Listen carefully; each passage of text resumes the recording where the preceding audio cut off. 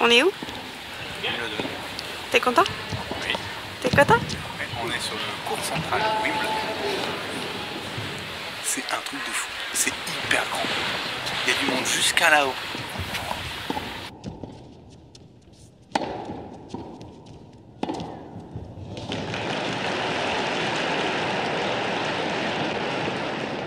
It is not about money, it's about tennis.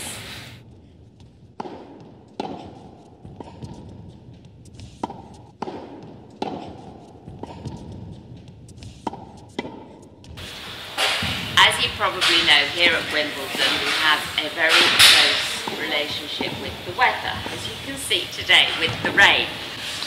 The very first championship was opened on this site back in 1922 when the club moved here. King George V, he banged his gong, the heavens opened, and it rained for 2 weeks. Absolutely normal. So court number 1 had to join Big Sister Centre Court and have a retractable roof, which is directly behind me. But you're looking here at the hallowed grass of Wimbledon.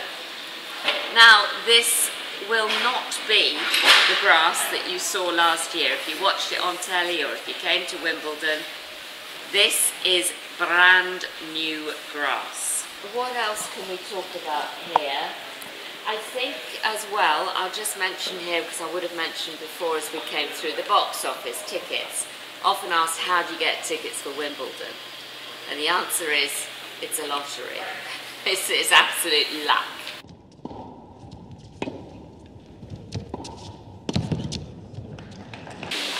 But now this court behind me is an outside court. So this is court number 18. So this is unreserved seating. First come, first served. This seats about 800. It's got to be one of the most popular outside courts now. But the law of Wimbledon, as soon as your backside leaves that seat, gone. You can't save it for anybody. You know, you'll have a queue of people up there waiting to come into your seat. So very frustrating. You're watching an exciting match. You know, you get a phone call or you need to go to the bathroom. Tough.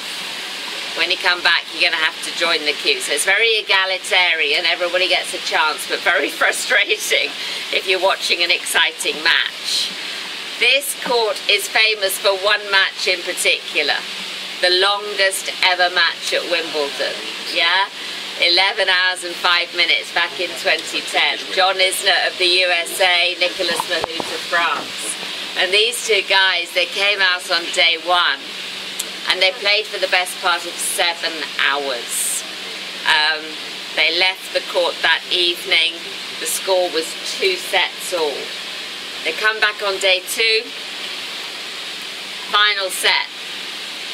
No tie break. Not going to happen again, because this year, of course, for the first time, we will be introducing a tie break at 12 games all. Quite a leap into the future, that is, quite a leap for Wimbledon. But those days, no tie break. So they come back the next day, they get slotted into the end of the programme, they play for 3 hours, they leave the court that evening. The score is 59 games all. The scoreboard broke, got overheated, couldn't cope with it. They come back day 3, finish off. The final score was 70 games to 68. John Isner won, but neither of those guys could walk. They were exhausted, absolutely exhausted. The club awarded both of them a trophy for their services to tennis.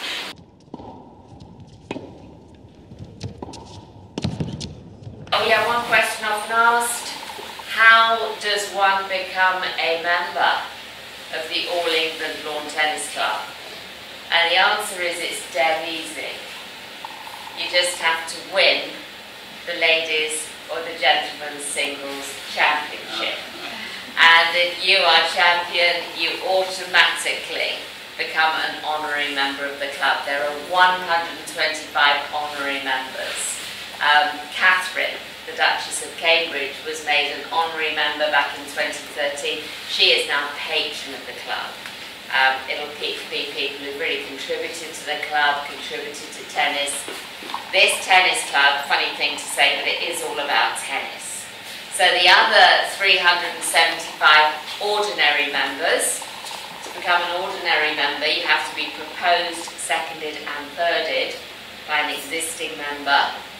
Then your name goes on the magic waiting list, which has about 1,200 names on it, I believe. They might create 2 or 3 new members a year. If you're lucky, the average wait is about 15 or 20 years to become a member of this club. Often asked, how much is it to be a member of this tennis club? And, well, that's an easy answer. The annual fee for this club, the annual subscription, is £95. That's it. £95. It is not about money, it's about tennis.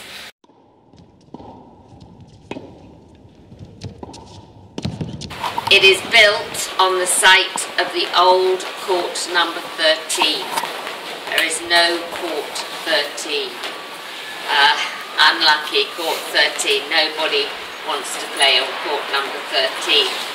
And likewise, immediately behind me here is the new court number 3, built in 2011 again, but seats 2,000 spectators. And this is on the site of the old court number 2. And the old court number 2 was very unpopular.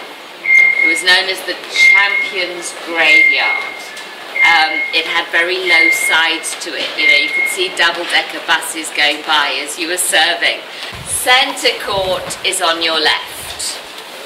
So the reason court number 1 was moved was to try and release congestion. There were too many people around this area. Around the corner here, do you see the balcony? So that is where the trophy is shown off. So when the winner, you see him on the TV, he comes through the clubhouse, or he or she will come out onto the balcony, they will show off the trophy. Now they do not take away the original trophy. That trophy, you see, it's being engraved, isn't it, as the last point is played, is being engraved with the name, the winner's name. So they hold it up here, but they take away a trophy which is about 2/3 the size. That's the one they keep. They don't keep the original. Apparently in 2013, when Andy Murray won for the first time, he was so excited, he ran off with the trophy. And the head of trophies, the trophy committee, he nearly had heart failure. You know, he's supposed to keep that in his line of sight constantly, and he lost it for 4 minutes. And, you know, he probably felt like 4 hours to him, I'm sure. But, of course, Murray eventually came back with it.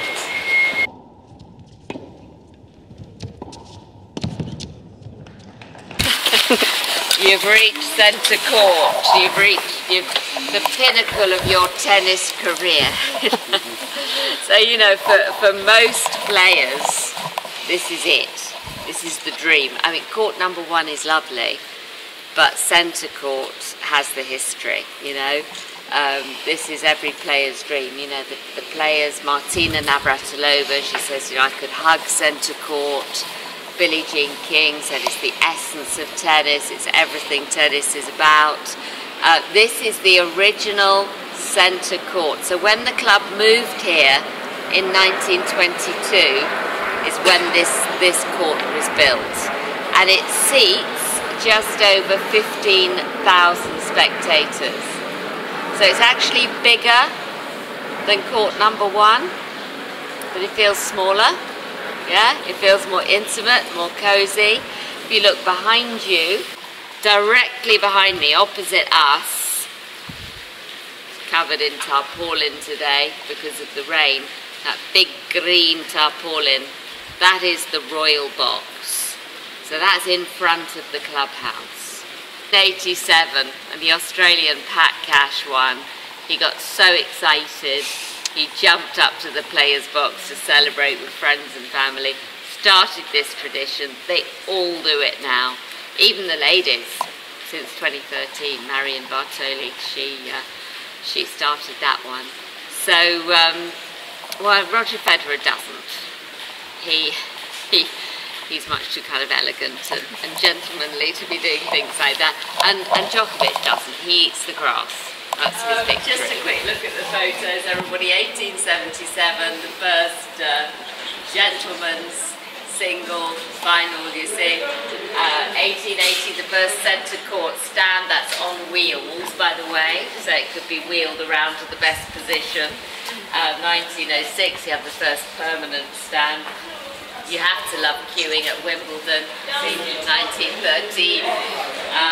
And then the Cup move, 1922. That was the first sort of permanent centre court building. Fortunately, during the war damage. Queen, one of her rare visits in 1957.